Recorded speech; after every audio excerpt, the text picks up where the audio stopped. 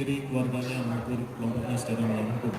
Dengan dilakukannya sistem pemerintahan daerah yang otonom sebenarnya mempunyai tujuan yang baik, antaranya untuk mendidik kepala daerah agar dapat mengajukan pemerintahannya dengan baik dan mengeksploitasi anggaran pembangunan secara mandiri dengan tujuan utama memajukan pembangunan di daerah serta mensejahterakan masyarakat di daerahnya.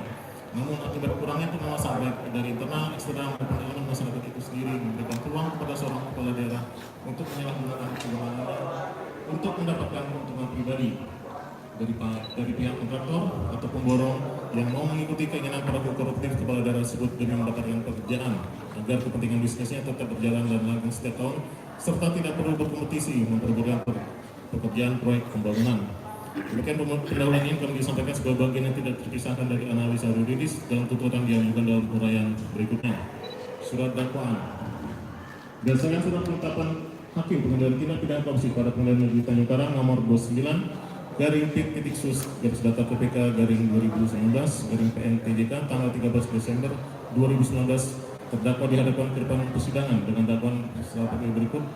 Ke-1, melanggar pasal 5 ayat 1 huruf B Undang-Undang Republik Indonesia nomor 31 tahun 1999 tentang pemberantasan tindak pidana korupsi yang telah diubah dengan Undang-Undang Republik Indonesia nomor 20 tahun 2001 tentang perubahan atas Undang-Undang Republik Indonesia nomor 31 tahun 1999. Atau kedua, melanggar pasal 13 Undang-Undang Republik Indonesia nomor 31 tahun 1999 tentang pemberantasan tindak pidana korupsi yang telah diubah dengan Undang-Undang RI nomor 20 tahun 2001 tentang perubahan atas Undang-Undang Republik Indonesia nomor 31 tahun 1999 tentang pemberantasan tindak pidana korupsi. 3 Romawi, fakta-fakta persidangan. Majelis Hakim yang kami muliakan, terdakwa dan penasihat hukum yang kami hormati. Fakta yang terungkap dalam pemeriksaan persidangan secara turut berupa keterangan saksi-saksi, surat petunjuk keterangan terdakwa dan barang bukti yaitu A. Keterangan saksi-saksi 1.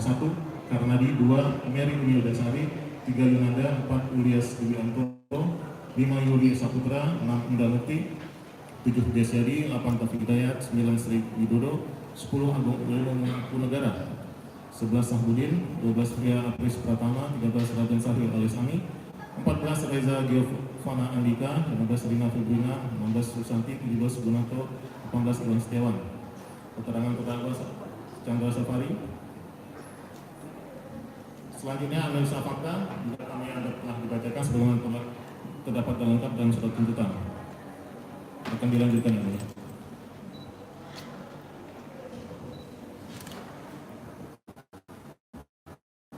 Analisa yuridis.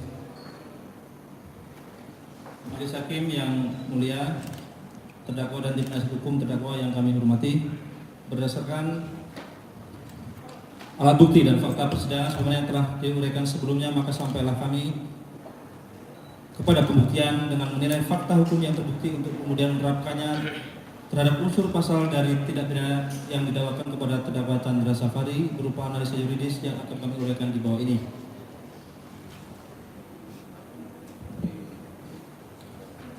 Analisa yuridis tentang unsur pasal bahwa terdakwa Chandra Safari telah didakwa melakukan tindak pidana korupsi sebagaimana dalam surat dakwaan nomor 124 garis miring itu titik 01 titik 04 garis miring